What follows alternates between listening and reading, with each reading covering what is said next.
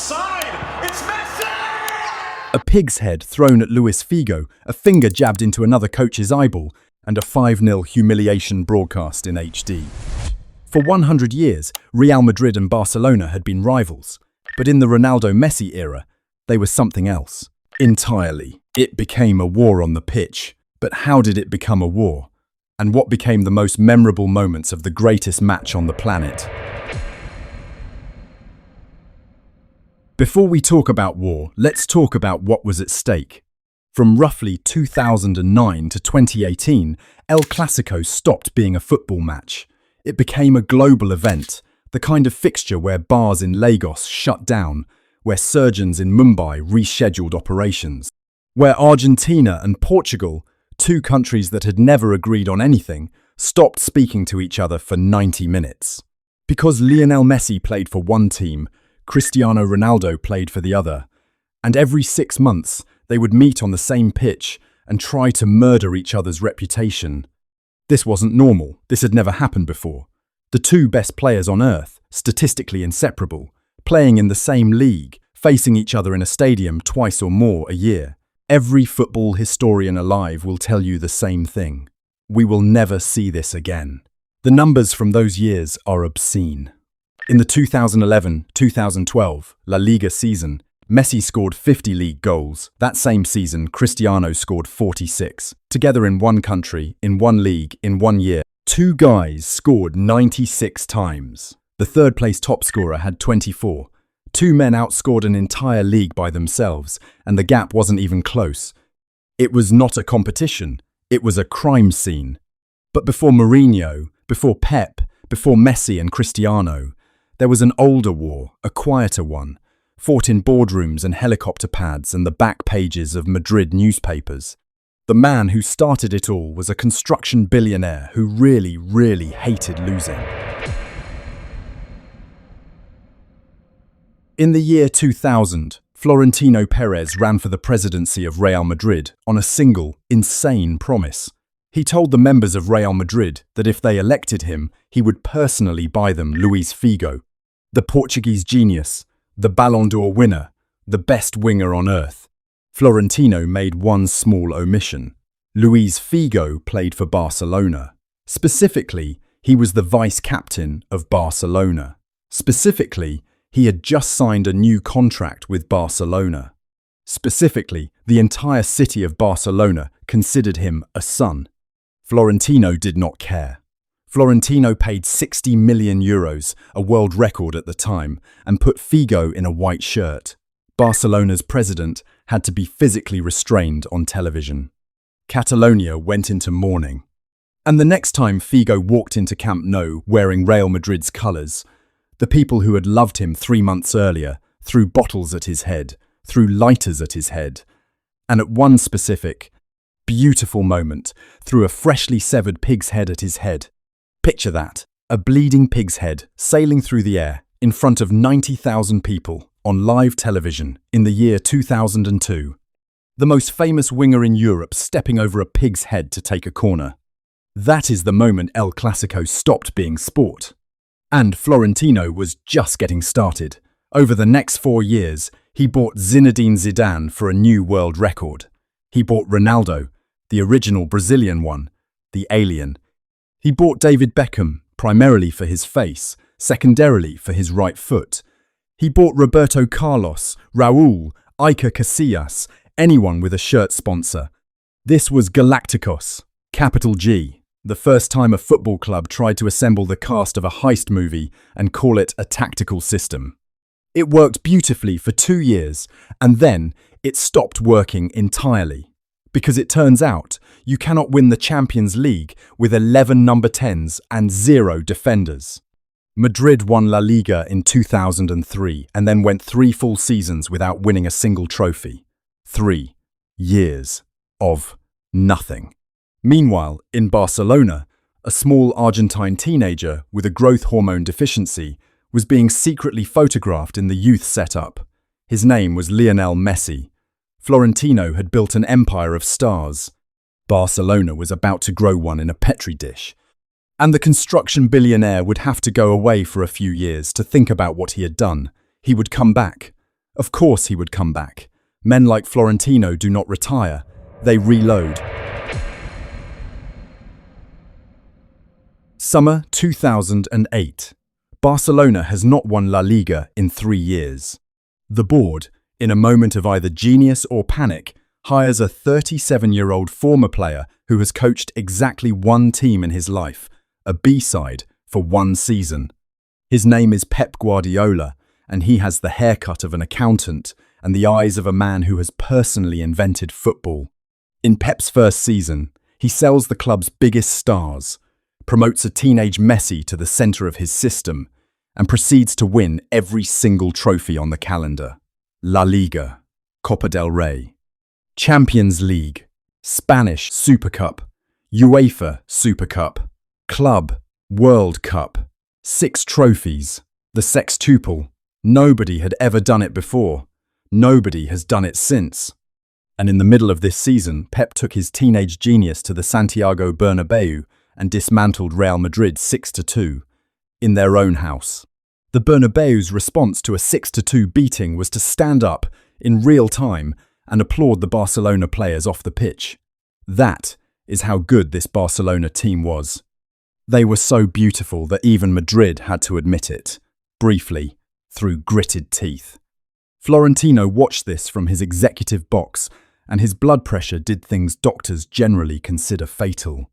The next morning, the most expensive transfer war in football history began.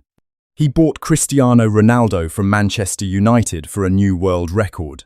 He bought Kaká from Milan for a fee that would have been a world record if Cristiano had not just broken it. He bought Karim Benzema, Xabi Alonso, Sergio Ramos was already there, and a winger named Angel Di Maria, who would later cost him a Champions League final. Galacticos 2. Same playbook, same panic, different decade. But this time, Florentino understood something he had not understood in 2002. You cannot beat Pep Guardiola with stars. You can only beat Pep Guardiola with a man who is willing to do absolutely anything, ethically and legally, to win. A man who would burn down the stadium to take the trophy out of the rubble. A man who, conveniently, had just been fired from Inter Milan after winning the Champions League. The man's name was Jose Mourinho, and he was about to make El Clasico the most watched, most hated, most psychotic fixture in the history of professional sport. Jose Mourinho hated Barcelona personally. This is not opinion. This is documented. He had worked there as a translator under Bobby Robson in the 90s, then as Van Gaal's assistant, and he had asked, repeatedly, for the head coaching job. They told him no. They told him he wasn't ready. They went and hired Frank Rijkaard instead. Mourinho left Barcelona, won the Champions League with Porto, won the Premier League with Chelsea, and then, in 2010, walked back into Spain dragging a freshly won Champions League trophy and a personal vendetta the size of Catalonia.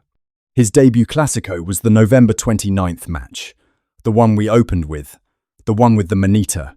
Mourinho had spent the entire week leaking quotes to the press. He had set lineups, then changed them, then leaked the changes. He had told his players Barcelona were beatable. He had told the world Barcelona dived. He arrived at Camp Nou with what he believed was a bulletproof tactical plan and a squad that included Cristiano Ronaldo, Iker Casillas, Sergio Ramos, Xabi Alonso and Mesut Ozil. Pep Guardiola took one look at this lineup and instructed his players to keep the ball. Just keep the ball. Don't give it back. Don't even think about giving it back. Barcelona had 75% possession. They scored 5 times. Xavi, Pedro, David Villa twice, and a substitute named Jeffren, who would later disappear from professional football and from this story. Cristiano Ronaldo did not have a shot on target. Mesut Ozil did not complete a forward pass in the second half. To stoppage time. Bojan's cross. Will it be 5? It will! And Rihanna joins the party. Sergio Ramos got himself sent off in the 88th minute by clattering into Messi from behind, hard, on the edge of the box. while the score was already 5-0. Because what else was there to do? During the match, Cristiano shoved Pep Guardiola in the chest. Cristiano then said, in an interview, that Barcelona's players were arrogant. The man who had just been outscored 5-0 was, in his telling, the victim of arrogance. The universe took notes. And Mourinho, for the first time in his entire managerial career, looked publicly embarrassed. He stood in the press room and said the words, quote, "Today it was easy to lose." Easy. He had been at Real Madrid for 4 months, and he had just been beaten so badly that the only honest review of the performance was the word easy. This is the moment, journalists will tell you later, that Mourinho changed. He went away from Camp Nou, and he made a decision. If he could not beat Pep at football, he would beat him at everything else. He would beat him in the press room. He would beat him in the corridor. He would beat him at the dinner table. He would beat him with referees and red cards and lawsuits and theatre. He would turn every single Clásico for the next 2 years into psychological combat, with the lights on and the cameras rolling. And he had 4 chances coming up, in 18 days, to prove it. Spring 2011, La Liga, Copa del Rey final, and the semi-final of the Champions League. Barcelona and Real Madrid, drawn against each other. In every competition that matters. 4 Clásicos. 18 days. The most condensed, most violent stretch of fixtures any rivalry has ever produced. Spain stopped working. Bars in Madrid hired extra security. The Spanish Football Federation quietly suggested that, maybe, possibly, the players could try to behave. The Spanish Football Federation was ignored. Clásico 1, April 16th. The league match at the Bernabeu. Mourinho deploys Pepe, his Portuguese centre-back, as a defensive midfielder. Pepe spends the next 90 minutes following Messi around the pitch like a debt collector. Messi gets fouled 14 times. Messi gets so frustrated, he kicks a ball into the stands. Messi scores from a penalty. Cristiano scores from a penalty. The match ends 1-1. Mourinho calls it a tactical victory. Madrid have stopped losing to Barcelona. The bar is now on the floor. Clásico 2, April 20th. The Copa del Rey final at Mestalla. Neutral venue. The trophy is on the line. Pedro thinks he scores in the second half, but the linesman flags him for offside by approximately 2 centimetres in a decision that one Catalan journalist later compares to the moon landing in terms of plausibility. The match goes to extra time. In the 103rd minute, Cristiano Ronaldo rises above Marcelo and Adebayor and crosses from the byline. Except he doesn't. He buries it. A header so violent, the goalkeeper barely moves. Real Madrid win the Copa del Rey. Mourinho dances on the touchline. Cristiano weeps.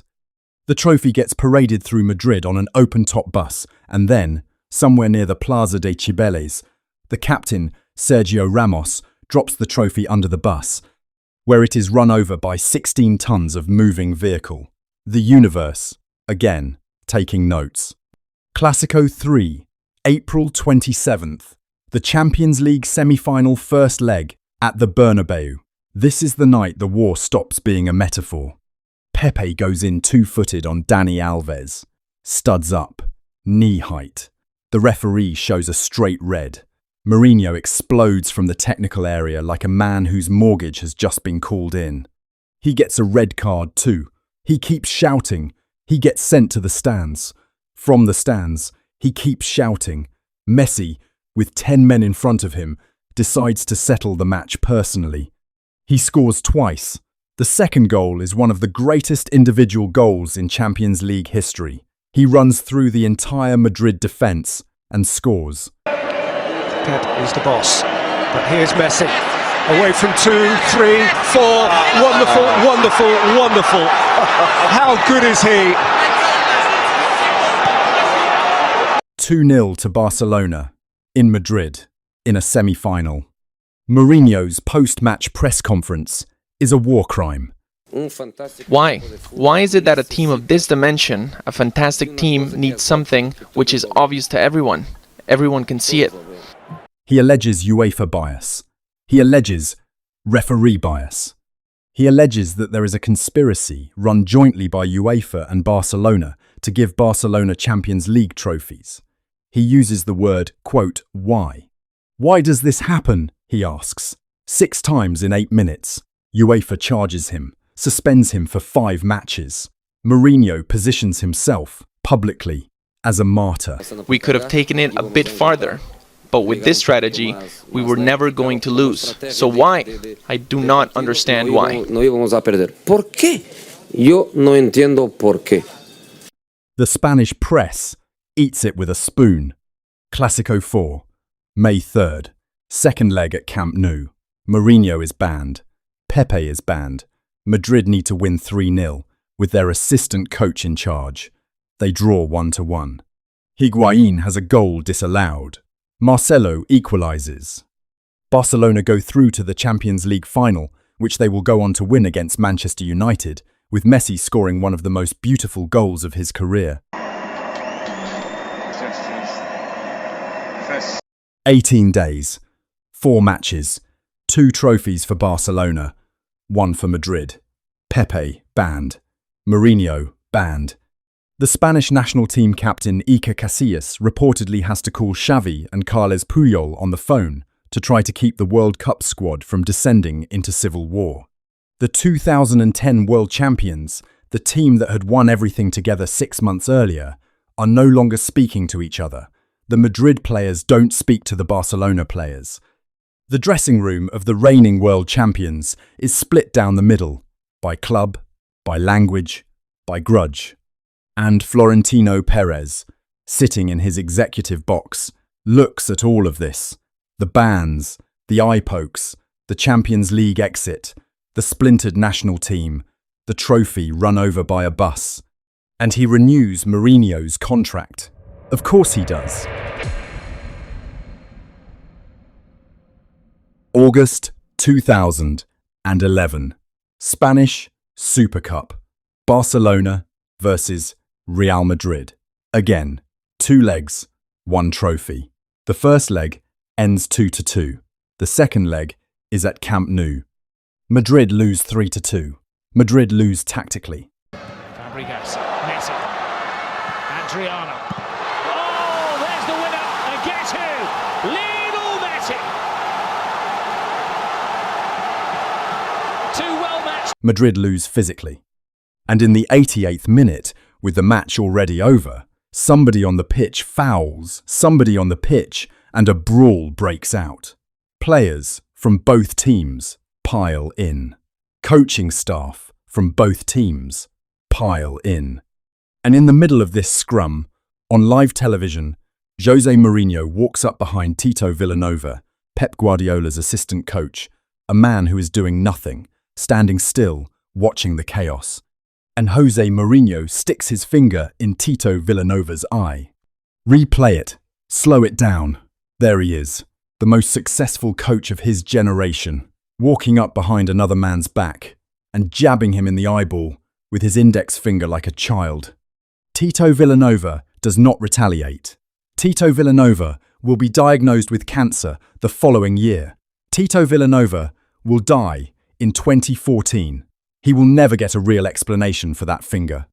He will never get an apology. Mourinho will, several times over his career, be asked about the eye poke, and several times he will smile and decline to comment. That was the moment Pep Guardiola broke. You can see it in the footage. He stands there, watching another man assault his best friend on television, and something behind his eyes goes out. In April 2012, Pep walked into the Camp Nou press room and announced he was leaving. He cited exhaustion. He said, in his own words, that the rivalry had drained him. He had won everything there was to win, 14 trophies in 4 years, and he was leaving because a man had poked another man in the eye, and the world had decided it was funny. Madrid won the league that year, the 2011 to 2012 La Liga, with 100 points, a new record. Cristiano scored 60 goals in all competitions. Mourinho had finally, technically, won. The trophy was lifted. The streak was broken. The Bernabeu danced. And then the next season, with Pep gone, Mourinho lost the league to Tito Villanova, the man he had assaulted, the man with cancer, coaching from a hospital bed. Mourinho was sacked from Real Madrid in May 2013. He had won 1 league and 1 cup in 3 years. The most expensive squad in the history of football, captained by the world's most expensive player, managed by the most expensive coach, had been beaten by a Barcelona side led by an interim manager too sick to attend half the games. The universe, as always, had been taking notes. After Mourinho left, things calmed down. Not because anybody made peace, because both clubs got tired. Tito Villanova died in 2014 at the age of 45. Pep Guardiola went to Bayern, then to Manchester City, where he won everything again, slightly less beautifully, because he no longer had Messi. Cristiano won 3 more Champions Leagues with Real Madrid in a row, a feat nobody had managed in the modern era, and then left for Italy in 2018. Messi stayed at Barcelona until the club's finances collapsed under their own weight and they couldn't afford to renew his contract. He cried at the press conference. He left for Paris. He moved on to Miami. And the Clásico, the fixture that had once stopped surgeries in Mumbai, became, briefly, a slightly less interesting football match.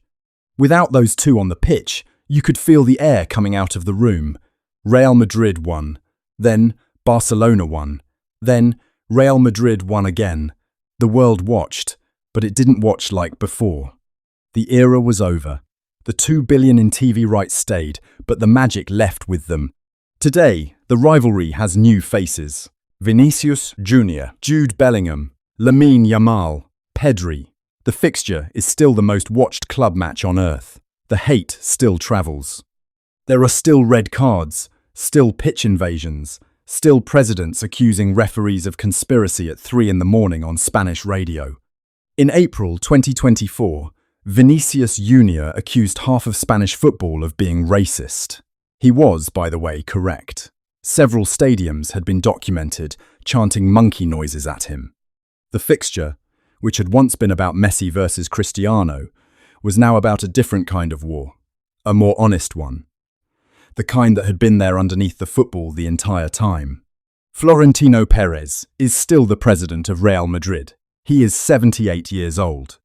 He has bought Bellingham, Mbappe, and recently informed the rest of European football that he intends to start a separate league specifically so he doesn't have to play the rest of them anymore. The Super League, his final project. The construction billionaire is, in his 8th decade, still trying to build a stadium with no opponents. Mourinho coaches in Turkey now. Then he didn't. Then he did again. He still mentions Barcelona in interviews, unprompted, as if the city personally owes him money. Pep Guardiola has aged 20 years in 10. He coaches Manchester City and occasionally talks about Tito Villanova in the past tense, and his voice goes very small. And Messi and Cristiano, the 2 men who carried this fixture on their backs for half a decade, the 2 men who made it the biggest event in world sport, will never play in El Clásico again, not in this life. That era is closed. The trophies are in the cabinets. The footage is on YouTube. The pig's head, presumably, is in a landfill somewhere outside Barcelona.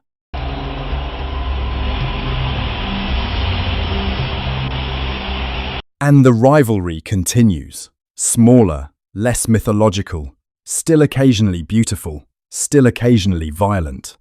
Still, on a quiet Sunday in October, capable of stopping the world for 90 minutes, even when nobody on the pitch is named Lionel or Cristiano. Because that's what Clásico is, not a football match. A century-long argument that 2 cities in the same country have decided to keep having, generation after generation, with whatever weapons they have at the time. Pigs' heads in 2002, eye pokes in 2011, racist chants in 2024. The weapons change. The argument doesn't. If you want to follow the story of the day Messi became exactly what Real Madrid was afraid of, check out our video here.